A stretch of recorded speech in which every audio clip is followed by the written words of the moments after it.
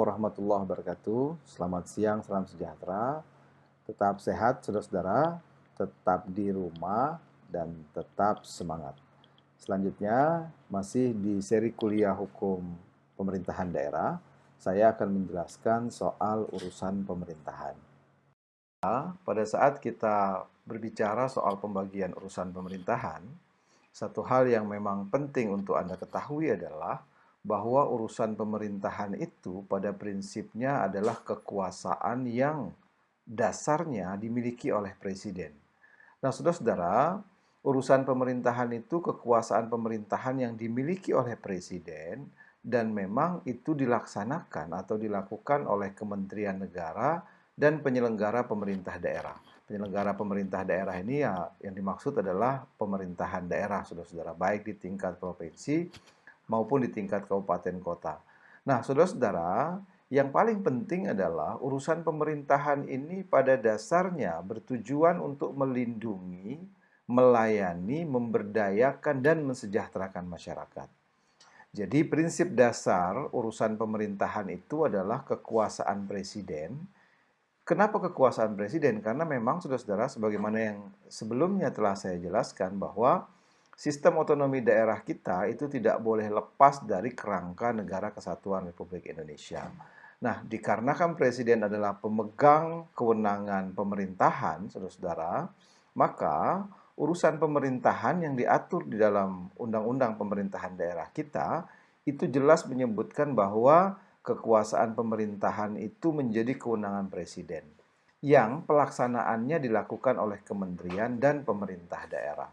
Sekali lagi, tujuannya itu saudara-saudara bagaimana melindungi, melayani, memberdayakan, dan mensejahterakan masyarakat. Sehingga dari konsep urusan pemerintahan ini saudara-saudara, maka pembagian urusan pemerintahan itu paling tidak ada tiga. Yang pertama, ada yang dikenal dengan urusan pemerintahan yang absolut. Saudara-saudara, makna urusan pemerintahan absolut ini adalah urusan pemerintahan yang sepenuhnya menjadi kewenangan pemerintah pusat. Artinya, saudara-saudara, memang yang hanya punya kewenangan terkait dengan kewenangan absolut ini adalah pemerintah pusat.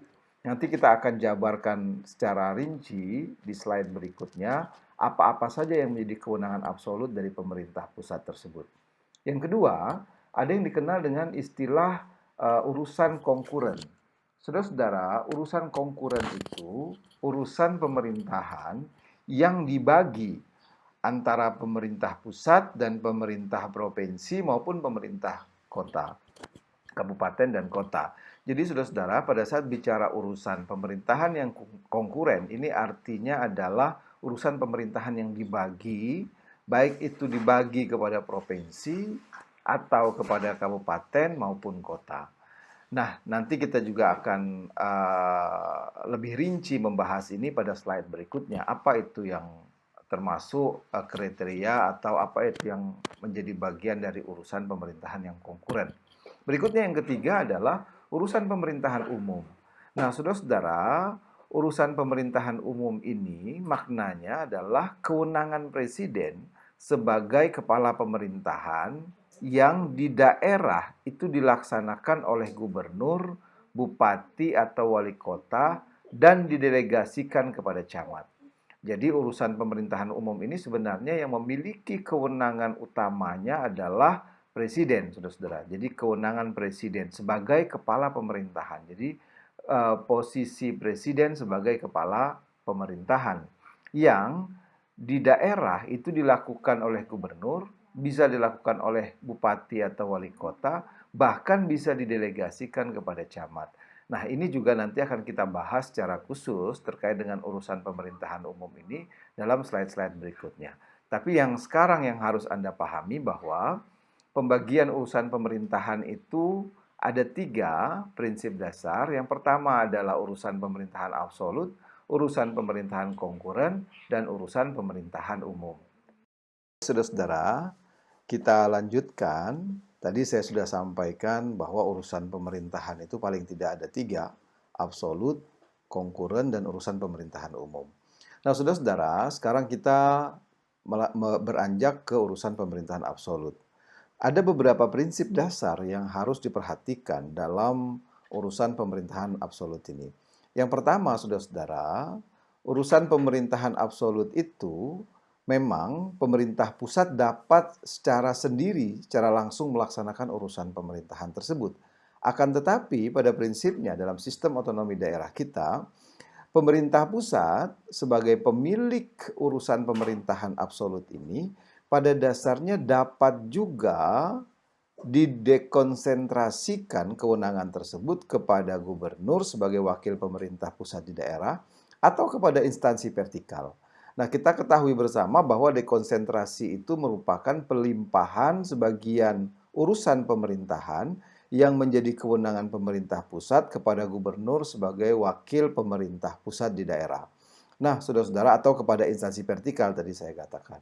Nah, saudara-saudara, karena kewenangan absolut ini dapat didekonsentrasikan, maka tidak jarang sebenarnya banyak juga kewenangan-kewenangan absolut yang dalam pelaksanaannya dilaksanakan oleh gubernur atau oleh instansi vertikal sebagai wakil pemerintah pusat di daerah. Kedua, prinsip yang kedua, saudara-saudara, tidak dapat ditugas pembantukan kepada daerah, khususnya daerah otonom, karena memang tidak ada perangkat daerah yang melaksanakannya. Jadi, dalam konteks prinsip yang kedua ini, urusan pemerintahan absolut itu tidak dapat ditugas pembantuankan kepada daerah otonom karena memang tidak ada perangkat daerah yang melaksanakannya.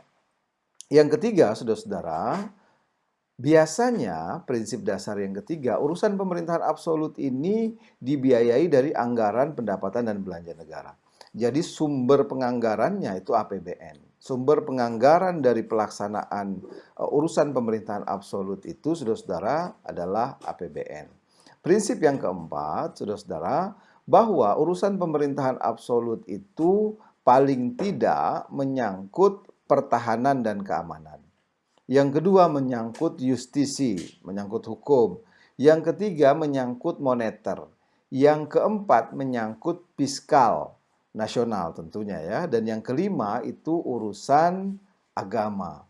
Jadi ini prinsip-prinsip urusan pemerintahan absolut, urusan politik luar negeri juga tadi terlupakan. Jadi urusan politik luar negeri, urusan pertahanan keamanan, kemudian urusan justisi, urusan moneter dan fiskal nasional, bahkan urusan agama ini menjadi urusan absolut dari pemerintah pusat.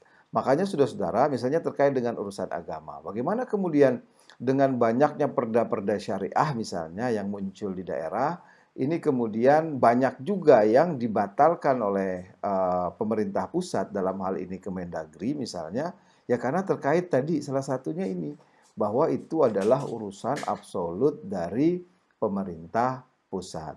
Tapi saudara-saudara, yang menarik dan ini bisa menjadi bahan kajian kita bersama untuk perda-perda syariah misalnya. Daerah-daerah itu memang memiliki kekhasan, memiliki kekhususan-kekhususan yang memang perlu ada regulasi yang diatur secara daerah. Terus bagaimana kedudukannya dengan perda-perda syariah yang seperti ini? Nah, saya kira sudah banyak riset, sudah banyak penelitian kita bisa baca bersama terkait dengan bagaimana sebenarnya eksistensi perda-perda syariah ini, saudara-saudara, dalam mempermudah misalnya atau dalam memacu, dalam meningkatkan inovasi-inovasi di daerah, khususnya dalam rangka menyangkut kepentingan masyarakat di daerah. Nah, ini saya kira debatable karena faktanya ada beberapa perda syariah yang juga kemudian dicabut, saudara-saudara. Tapi ada juga beberapa perda syariah yang sampai saat ini memang masih terus mengikat dan melekat di daerah yang membentuk perda tersebut. Intinya, saudara-saudara, bahwa urusan pemerintahan absolut itu adalah urusan pemerintahan yang menjadi kewenangan pemerintah pusat, tapi dalam beberapa hal kewenangan itu bisa didekonsentrasikan, bisa dilimpahkan kewenangan itu kepada daerah atau instansi vertikal, dan memang tadi dalam melaksanakan urusan-urusan pemerintahan itu, daerah tentu saja tetap harus mengacu pada prinsip-prinsip pelaksanaan pemerintahan daerah yang baik. Setelah Anda mengetahui apa itu urusan pemerintahan absolut, berikutnya sesuai dengan yang ada di slide, Anda bisa lihat di slide, saya akan menjelaskan urusan pemerintahan konkuren. Nah, saudara-saudara, pada prinsipnya urusan pemerintahan konkuren ini ada dua hal penting. Yang pertama, yang terkait dengan urusan wajib terkait dengan pelayanan dasar. Yang kedua, masih menyangkut urusan wajib tapi tidak terkait dengan pelayanan dasar. Walaupun yang ketiga juga kita masih mengenal ada yang namanya urusan pilihan. Nah, saudara-saudara, urusan wajib yang terkait dengan pelayanan dasar ini maknanya bahwa urusan pemerintahan itu wajib dan substansinya memang terkait dengan pelayanan dasar. Pelayanan dasar itu apa saja? Macam-macam, saudara-saudara. Pendidikan, kemudian kesehatan, pekerjaan umum dan penataan ruang, perumahan rakyat dan kawasan pemukiman, kemudian menyangkut aspek sosial, kemudian menyangkut ketertiban umum, perlindungan terhadap masyarakat, ketentraman. Ini beberapa urusan pemerintahan yang menurut undang-undang kita ini adalah urusan pemerintahan wajib yang berkaitan dengan pelayanan dasar. Nah, selain itu, saudara-saudara, ada juga urusan wajib tidak terkait dengan pelayanan dasar. Artinya, ini tetap menjadi urusan wajib pemerintah daerah dan memang dia tidak terkait dengan pelayanan dasar. Tadi kalau pendidikan, kesehatan, kemudian terkait dengan sosial, pekerjaan umum, penataan ruang, itu masuk ke dalam yang wajib menyangkut pelayanan dasar. Nah, yang tidak terkait dengan pelayanan dasar itu meliputi misalnya urusan tenaga kerja, saudara-saudara. Kemudian urusan pemberdayaan perempuan dan perlindungan anak. Kemudian urusan lingkungan hidup, urusan pertanahan, urusan perhubungan, urusan komunikasi dan informatika, urusan koperasi usaha kecil atau UMKM, usaha kecil dan menengah. Ini urusan-urusan yang sebenarnya juga wajib, tapi dia tidak terkait dengan pelayanan dasar. Termasuk urusan kebudayaan, saudara-saudara. Itu wajib tapi tidak pelayanan dasar. Penanaman modal juga. Nah, kalau sekarang semua daerah lagi menggalakkan penanaman modal di tingkat pemerintah pusat juga mempermudah proses atau iklim investasi ini. Nah, kalau kita lihat dari sisi urusan pemerintahan konkuren, sebenarnya urusan penanaman modal itu masuk dalam urusan wajib, tapi tidak menyangkut pelayanan dasar. Nah, saudara-saudara, berikutnya adalah urusan pilihan. Nah, urusan pilihan ini, saudara-saudara, maknanya adalah tergantung pada kondisi pemerintah daerah. Jadi urusan pemerintahan yang wajib diselenggarakan oleh daerah, tapi saudara-saudara ada catatannya, ada syaratnya. Catatannya adalah dia harus disesuaikan dengan potensi yang dimiliki oleh daerah. Jadi urusan pilihan itu bukan berarti tidak diselenggarakan, dia juga wajib diselenggarakan. Tapi saudara-saudara, dia harus disesuaikan dengan potensi, disesuaikan dengan apa yang menjadi ciri khas dari daerah tersebut. Nah, urusan pilihan ini macam-macam. Mulai dari kelautan perikanan. Nah, kalau kita lihat misalnya Provinsi Kalimantan Utara. Provinsi Kalimantan Utara itu kalau kita lihat masing-masing kabupaten kota itu misalnya punya ciri khas, punya potensi yang masing-masing berbeda. Nah, tergantung dilihat dan mana yang menjadi kebijakan dari pemerintah daerah masing-masing. Baik itu soal kelautan dan perikanan, baik itu soal pariwisata, baik itu soal kehutanan, soal energi dan sumber daya mineral, soal perdagangan, soal industri, dan soal transmigrasi. Nah, saudara-saudara, apa yang sudah ada dalam urusan pemerintahan konkuren tadi, saya ingatkan kembali, yang pertama adalah terkait dengan urusan wajib dan substansinya adalah merupakan pelayanan dasar atau biasa dikenal dengan wajib terkait pelayanan dasar atau wajib tidak terkait dengan pelayanan dasar, dan ada urusan pilihan yang itu disesuaikan dengan potensi daerah masing-masing. Nah, saudara-saudara, pembagian urusan pemerintahan konkuren antara pemerintah pusat dan pemerintah daerah, provinsi, serta daerah kabupaten kota, saudara-saudara, itu harus berpegang pada beberapa prinsip. Jadi, pembagian urusan pemerintahan konkuren ini, baik oleh pemerintah pusat, pemerintah provinsi maupun kabupaten kota, harus berpegang pada beberapa prinsip. Yang pertama adalah prinsip akuntabilitas. Jadi, saudara-saudara, akuntabilitas itu begitu sangat penting. Prinsip ini harus dipegang. Yang kedua adalah efisiensi. Jadi sejauh mana pembagian urusan pemerintahan itu betul-betul efisien. Dan yang ketiga adalah eksternalitas. Jadi prinsip-prinsip eksternalitas itu menjadi prinsip dalam pembagian urusan pemerintahan konkuren ini. Dan yang terakhir yang tidak kalah penting, saudara-saudara, harus berperhatikan prinsip-prinsip kepentingan strategis nasional. Jadi kepentingan strategis nasional, saudara-saudara, itu memang harus betul-betul jadi pertimbangan dalam pembagian urusan pemerintahan konkuren ini.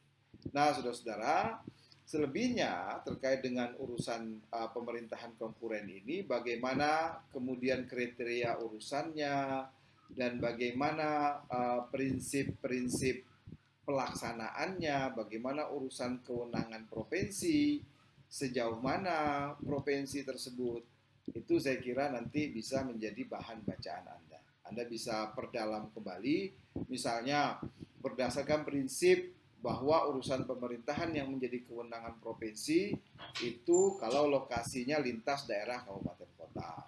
Kemudian untuk urusan pemerintahan yang penggunaannya lintas daerah kabupaten kota. Kemudian urusan pemerintahan yang manfaat atau dampaknya itu lintas kabupaten kota. Itu bisa menjadi wewenang prinsip-prinsip yang menjadi wewenang pemerintah provinsi. Intinya, saudara-saudara, saya kembali ke tadi, prinsip dasar urusan pemerintahan konkuren itu, baik dia wajib terkait pelayanan dasar atau wajib tidak terkait dengan pelayanan dasar, atau urusan-urusan pilihan, maka dia harus berpegang pada prinsip-prinsip tadi, akuntabilitas, efisiensi, eksternalitas, serta kepentingan strategis nasional. Saya kira itu yang bisa saya sampaikan terkait dengan materi kita, urusan pemerintahan. Kita sudah bicara kriteria tadi, urusan-urusan pemerintahan, saudara-saudara. Kemudian kita sudah bicara pembagian urusan pemerintahan. Yang absolut sudah saya jelaskan, yang konkuren sudah saya jelaskan, dan saya akan menjelaskan kembali yang terkait dengan pemerintahan umum. Nanti kita akan ketemu lagi di perkuliahan berikutnya yang terkait dengan pemerintahan umum. Saya kira cukup sekian. Terima kasih. Mudah-mudahan ada manfaatnya. Jangan lupa tetap sehat, tetap semangat, dan tetap di rumah. Assalamualaikum warahmatullahi wabarakatuh.